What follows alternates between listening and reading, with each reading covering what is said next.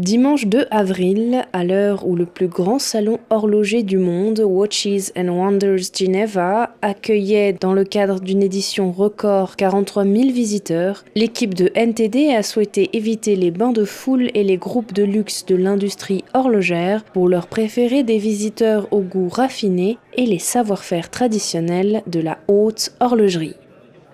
À l'Iceberg, dans le quartier de Saint-Gervais, lieu incontournable et mythique de l'horlogerie depuis le XVIe siècle, l'AHCI, l'Académie horlogère des créateurs indépendants, exposait en exclusivité les pièces phares de ses membres, la crème de la création horlogère indépendante. Cette académie est magique, elle existe depuis 1985 et on se démarque de ces gros salons où c'est l'industrie du luxe. Il y a des très belles choses aussi, mais en quantité. Moi, je pense que le luxe, on ne peut pas le faire en quantité.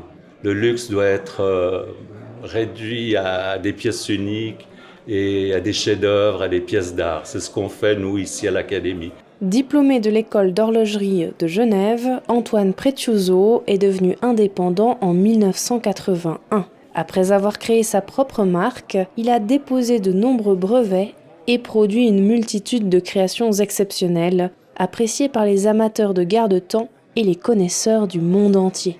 Ça fait déjà bien quelques décennies que je suis indépendant, donc j'ai commencé dans les années 80, pendant la crise du quartz, on va dire, l'horlogerie était au ralenti, et j'ai travaillé beaucoup aussi pour la restauration, restaurer pour des montres pour des musées, des collectionneurs, les antiquaires, et là on apprend beaucoup.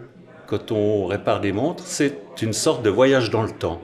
On la démonte, on essaie de comprendre comment ils ont fait les pièces, les horlogers de l'époque. Et là, on apprend aussi à faire de l'horlogerie, à travailler avec la passion, réparer les montres avec la patience et puis avoir la persévérance de continuer et d'essayer d'innover. La candidature de Shonaten, détentrice d'un bac pro en horlogerie et d'un diplôme de métier d'art, a été acceptée le jour de notre visite. Cette jeune femme talentueuse est horlogère indépendante en Suisse, à la Chaux-de-Fonds. Tous les horlogers qui sont présentés ici à la HCI, on travaille tous dans nos ateliers à la main et je crois que c'est ça qui fait la particularité des pièces. Et elles sont toutes uniques. Les montres mécaniques qu'on fait, elles ont une plus grande démarche artistique. Elles ont plus à vocation d'être un objet d'art qu'un objet elles peuvent l'être, mais un objet usuel du quotidien.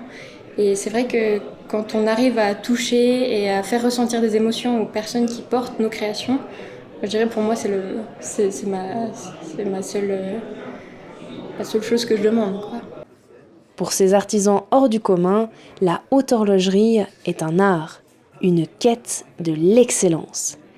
La haute horlogerie ne se contente jamais de la facilité, mais tend à la perfection technique et esthétique jusque dans les moindres détails. J'écris sur toutes mes montres, c'est le cœur et l'esprit. C'est-à-dire que mes montres, je les dessine avec mon cœur, donc je réfléchis pas trop si c'est possible, pas possible. Je fais ce qui me plaît, donc c'est plutôt le cœur là qui prend le dessus. Et après, c'est l'esprit qui va se mettre en marche pour donner vie à ce qu'on a dessiné avec notre cœur.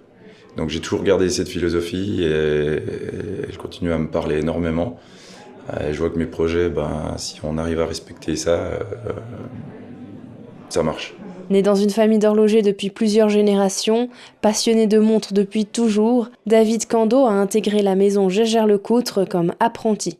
Après 18 ans de bons et loyaux services, il a décidé de s'associer à son père pour lancer sa propre entreprise.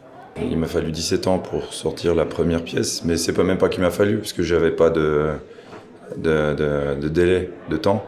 Je m'étais dit que de mon vivant, si j'arrive à réaliser une montre sans compromis, comme je l'imagine, même dans mes rêves, parce que des fois c'est des choses qui sont peut-être pas possibles, réalisables, mais de pas se mettre des contraintes, de vraiment y aller sans compromis. Donc je l'ai dessiné pendant 17 ans, et puis il y avait cette couronne, parce que moi c'était une fonction qui me dérangeait sur le côté. C'était pas agréable à porter les montres, et quand vous utilisez la couronne, c'est en accro, c'est pas fluide, c'est pas ergonomique. Alors je l'ai mis sur la montre, carrément dessus. C'est plus pratique, c'est plus esthétique pour moi, de mon point de vue. Et puis voilà, puis je suis parti comme ça, parce que je dessine toujours tout sur mon cahier, puisqu'avec un crayon et du papier, vous n'avez pas de limite, vous êtes totalement libre. Laetitia Rodriguez, NTD, Actualité.